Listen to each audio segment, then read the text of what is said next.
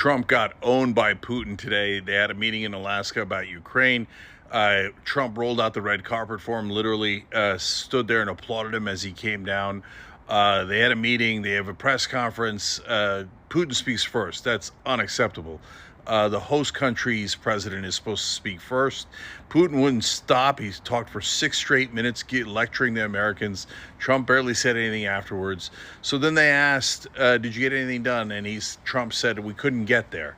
And then asked by Hannity in an interview afterwards whether he disagreed with Putin on anything. He said yes, but he said, okay, so what is it? He said, I'd rather not talk about it publicly. So he'd rather not criticize Putin publicly. He seems to get steamrolled by him. So looks like a pretty much of a disaster. I like that he's negotiating for peace, but brother, this ain't the way to do it. I just watched the entirety of Donald Trump's press conference with Putin after their long meeting today, so you don't have to. And in short, it was a complete and total disaster. First and foremost, the most important thing, no peace deal. No ceasefire, no agreement, no nothing. Donald Trump, who framed himself as the master negotiator, somebody who could solve this war in just 24 hours by picking up the phone and calling people, has now failed time and time and time again to do that. He also called Putin the boss and shouted out Russian businessmen who were in attendance, which is an incredibly weird thing to do when you're talking about ending a war. And then later, Putin suggested having their next meeting in Moscow, to which Donald Trump said, yeah, let's talk about it. Boy.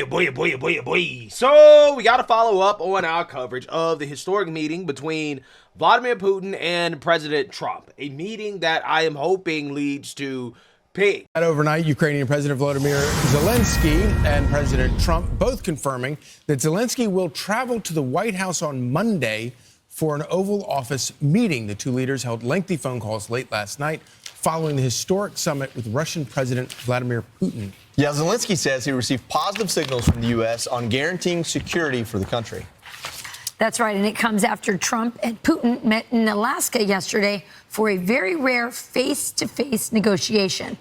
The president describing the high-stakes meeting with Putin as a 10, and then posting to Truth Social this morning saying, quote, it was determined by all that the best way to end the horrific war between Russia and Ukraine is to go directly to a peace agreement and not a mere ceasefire agreement, which oftentimes do not hold up. Joining us with the latest on the summit is Rebecca Castor. She's live from Washington with the details. Good morning, Rebecca. Charlie, good morning. For now, Trump is sharing very little details on what he discussed with Putin to not disrupt the deal as he's making it. It all started yesterday with B-2 bombers and fighter jets flying over the world leaders on the tarmac in Alaska, an opportunity for the U.S. to show off our military strength. Putin and President Trump met for about 3 hours and say many details regarding Ukraine were agreed to, but they're not there yet. Putin did, however, make this stunning admission.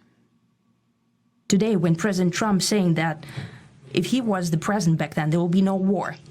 And I'm quite sure that it would indeed be so. I can confirm that. I think that overall, me and President Trump have built a very good, businesslike and trustworthy contact. Then President Trump then responded to Putin's confession.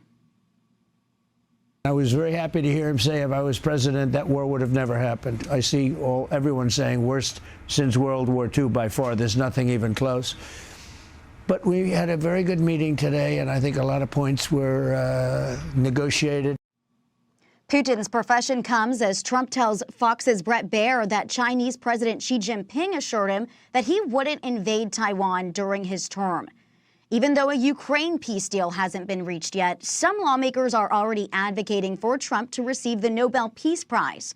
Congressman Andy Ogle's writing, today President Trump did what no leader could, brought Russia and the U.S. back to the table. From the Abraham Accords to North Korea, his record is peace through strength. I'm drafting his Nobel Peace Prize nomination now. Stay tuned.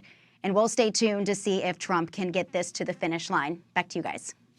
Yeah, we're going to talk about that. But before we get into it, again, we got to talk about the mainstream liberal media reaction, okay? Because the mainstream liberal media, the treasonous media, right? The Chinese news network, CCP, okay, right? Like, yeah, these networks actively root against the President of the United States, right? They basically tried to frame this meeting as President Trump getting steamrolled by Putin, even though the deal that they feared that President Trump would make with Putin didn't happen, right? A deal that would basically have Ukraine give it up all of its territory with no security guarantees. Yeah.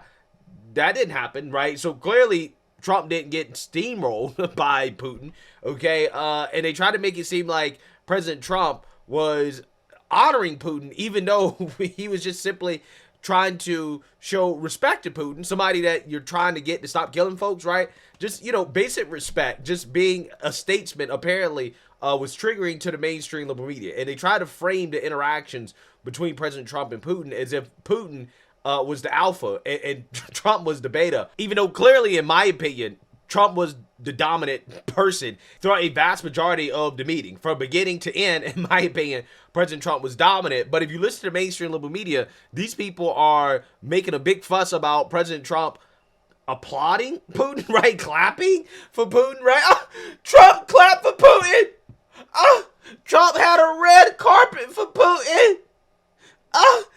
Trump let Putin speak first. Oh God, Trump is getting steamrolled by Putin, right? That is what they're saying on the airwaves of the mainstream liberal media, except when they bring the experts on their airwaves to actually analyze from a body language perspective what went down. Yeah, the narrative for the mainstream liberal media fell apart right on CNN. Take a look.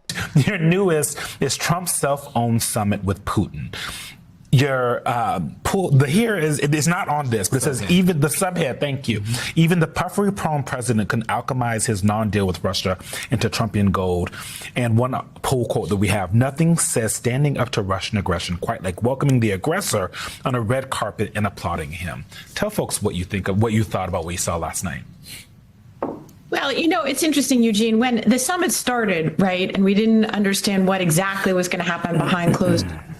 I thought, even by Trump's standards, to welcome the accused war criminal and sanctioned Vladimir Putin to the United States for the first time in a decade, well, that's bad enough. But you can see, okay, Trump can justify that in terms of, the larger goal of peace. But when I saw from the get-go that Trump was going to welcome him, not only with the full red carpet, literally applauding Vladimir Putin, I thought, I could be wrong, but this is probably going to be the indelible image of the summit. 5 years from now, it may not have any larger historical resonance depending on what happens later with Ukraine. But we're always going to remember that Donald Trump clapped for Vladimir Putin as the first greeting between the two men since Putin launched his invasion. Begin with the clap by President Trump as Putin is approaching him. What do you make of the clap? Michael, this is a moment. Remember, when Trump gets to that carpet there, he's waiting. He's in the authority position. By using that clap, he's taking some of the authority out of the moment, going from host into receiver.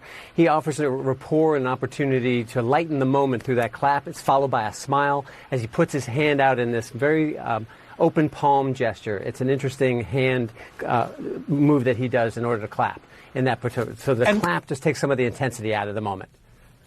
And we showed the handshake as well, the handshake, the warm greeting between them. By the way, with regard to the clap, I hear a lot of criticism like, why would he clap for Putin? I don't have your expertise. But I took that as, it's like, hey, I'm happy you're here. Like Chris Ulrich, I'm happy you're on my show today. All right, we're going to do this. Yeah, keep in mind, a clap moment like this, we'll see Tonight Show hosts and other folks who do this. It's like, let's get ready to do this. The handshake that follows that is a moment of opportunity for them to connect. And that handshake, Michael, lasts for 10 seconds as they build rapport. They're smiling at each other. They're making eye contact as they're looking at each other.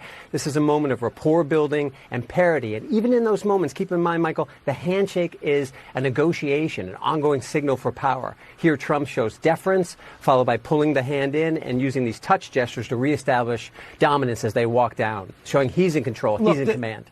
This is This is not their first rodeo. Correct. Clearly, each of them thought in advance. Am I going to smile? What do I want to transmit? It's the farthest thing from a candid moment, that you're ever going to find. All right, we have some behind-the-scenes footage. Can we go to the behind-the-scenes footage and have Chris Ulrich analyze what he sees in this? Hopefully, you've seen it or can watch it now. Tell me what you see. I'm looking at it now, Michael. It is Trump in the middle here. It's an ongoing conversation. Now, you got to frame yourself to fame yourself, we always see. There's Trump in the middle, kind of holding court. He's talking to the president. He's talking to the advisor. And him being in the middle, it's cordial. It's kind. They're open. They're not in each other's faces. Even the handshake moment is like a follow-up moment. They also know probably the cameras are on them. And you're right. That initial handshake is a climax moment of that engagement. Like, it's staged, and here it's a little more behind the scenes. But even here, Trump does his effort here where he'll pat the other person's hand. It's a dominance gesture. It's like he's in control, he's in command. That is the narrative that they're looking for in this ongoing at this summit. Yeah. So again, despite the mainstream liberal media framing that President Trump rolled out the red carpet for Putin, Putin clearly was in control, he was dominant, yada yada. The body language experts disagreed, right? The body language experts said, nah, Trump maintained dominance and control throughout this whole thing. Ultimately, at the end of the day, what this really is about is achieving peace, okay, which, we'll see, right? We'll see if that happens. But you do have Michael Smerconish, who was the same CNN anchor who had a body language expert on. He is calling for President Trump to get the Nobel Peace Prize if he can achieve peace between Russia and Ukraine, with a few stipulations. But again, Nobel Peace Prize deserved if President Trump can actually achieve peace. If, in fact, he brokers a peace agreement between Ukraine and Russia, one that does not sell out Ukraine, then yes, I'm with Secretary Clinton, and I'd nominate him for the Nobel Peace Prize. This is today's poll question at Smerconish.com. Put it up on the screen. Make sure you're going and casting your ballot on this. If President Trump brokers a peace agreement between Russia and Ukraine that Ukraine finds acceptable, I was very careful to put that in the question. I didn't just say, should he get a Nobel Peace Prize? First of all, they've got to resolve the war, and Ukraine has to find it acceptable. And frankly, I don't know how you'd vote no on that. I don't know how. I'm prepared. Let me just say this. I proved this to you last week on air when I covered my eyes, and Catherine asked me to predict, what's the outcome of the poll. You learned a couple of things. I don't cheat on these things. I really don't know what the results are.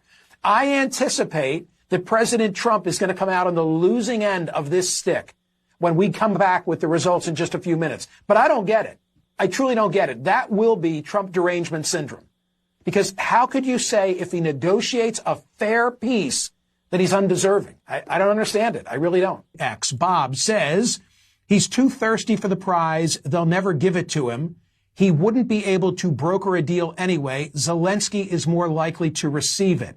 Be a light in the dark. Hang on, Bob. Just keep that on the screen for a moment, because I'm confused.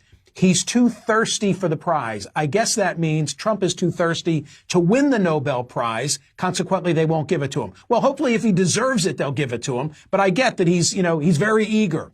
He wouldn't be able to broker a deal anyway. Well, let's see.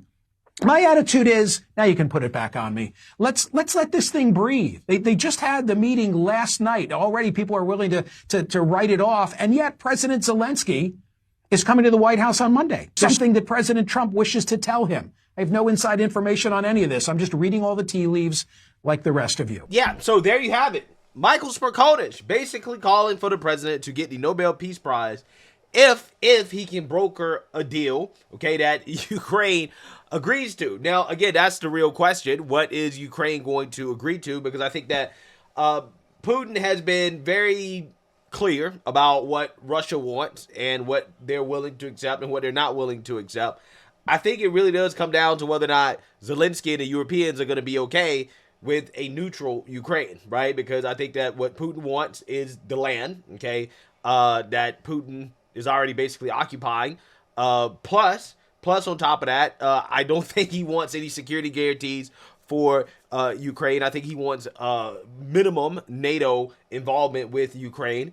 And if Ukraine is not willing to accept that, right, then, it's going to be tough sledding for him, right? I mean, in the long run. So Let's actually talk about what allegedly was discussed at this meeting and what President Trump told Zelensky what Putin wants. Okay, so without further ado, let's get into it. U.S. President Donald Trump said on Saturday Ukraine should make a deal to end the war with Russia because Russia is a very big power and they're not, after holding a summit with Vladimir Putin, was reported to have demanded more Ukrainian land. Yeah, so here's the thing. President Trump is right. It may seem simplistic, but that basically is a good description of why is it that Ukraine does not have any real leverage here and that Russia has all the leverage because Russia is a superpower with nukes and they're not, right? And that's just basically what it is at this point, okay?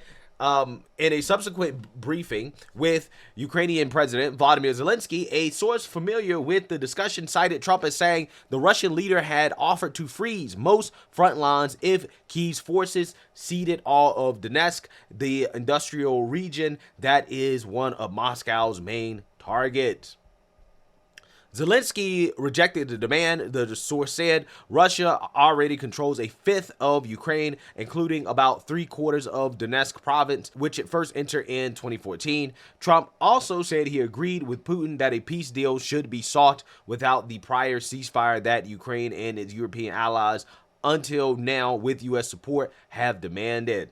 Zelensky said he would meet Trump in Washington on Monday, while Kyiv's European allies welcomed Trump's efforts, but vowed to back Ukraine and tighten sanctions on Russia. The source said European leaders had also been invited to attend those talks. Yeah, so again, we're going to see what comes out of the talks with Ukraine. My gut feeling is that President Trump is probably going to tell Zelensky, look, bro, we ain't really got that many options, okay? Putin, he wants the land, right? He doesn't want you guys to become a part of NATO, okay? He doesn't really want you also to be able to militarily challenge them, to be honest with you, right? So, I mean, again, I'm not sure exactly how they come to a peace agreement if Putin is unwilling to relent on those demands, which, you know, hey, you know, if Putin, if Russia, if they see Ukraine possibly joining NATO as a threat, then, you know, hey, at the end of the day, they're probably not going to pull back from those demands. Trump's meeting with Putin in Alaska on Friday, the first U.S.-Russia summit since Moscow launched a full-scale invasion of Ukraine in February 2022, lasted just 3 hours. Quote, it was determined by all that the best way to end the horrific war between Russia and Ukraine is to go directly to a peace agreement, which would end the war, and not a mere ceasefire agreement, which oftentimes do not hold up, Trump posted on Truth Social.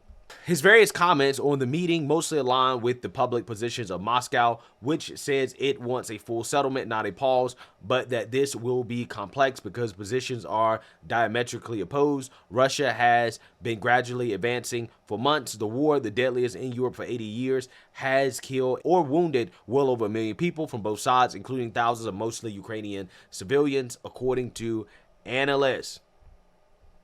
Before the summit, Trump had said he was not happy unless a ceasefire was agreed on, but afterwards he said that after Monday's talks with Zelensky, if it all works out, we will schedule a meeting with President Putin. Yeah, so again, this is why I try to tell you guys that at this point, you're not going to know how this went until we see what happens in further meetings. I personally believe in order for peace to be achieved, Ukraine is going to have to agree to essentially give up some of its territory, okay? And on top of that, basically pledge not to join NATO. And who knows, maybe they could get some quote-unquote security guarantees, maybe in a roundabout way, okay? But I think that that's probably what's going to have to happen if they really want peace. Because, I mean, honestly, the longer that this goes on, the more advantages that Russia builds, because essentially they could just continue to slowly take more and more territory. And the more territory that they end up taking, the more leverage they're going to have in order to keep it, right? And to continue to push further. So, you know, I think the best outcome for Ukraine right now is to just, you know, cut your losses, right? And get out of this while you still can, right? While you're ahead. But I don't think that's what the Europeans want. I don't think that's what the national security establishment in the United States wants. I don't think that the powers that be that are actually allowing Ukraine to put up a fight against Russia, I don't think they want the best for Ukraine, right? I think what they want is for Ukraine to be used to fight Russia, to weaken Putin, right? And, you know, I'm not sure if that's good for Ukraine in the long run, because as the Russians take more and more territory, they're going to get more and more leverage. And there's going to be less incentive for them to get peace, okay? And Ukraine is going to lose leverage because they're going to be losing people. They're going to be losing soldiers, men, weapons, okay? The ability to continue to fight. And it's only going to get worse. I think the toughest position for President Trump is going to be what happens if peace is achieved in regards to the relationship between the United States and Russia, right? Because if Russia actually agrees to a peace agreement and there's now quote-unquote permanent peace, okay, there's a normalization between, you know, Ukraine and Russia in regards to what's happening in that region. What does that mean for the United States and Russian relationships, right? Are we going to continue to see Russia as a pariah, or are we going to reset with Russia and say, hey, you know what, maybe we have some common interest. Let's try to normalize relations, okay? Maybe strengthen some ties economically.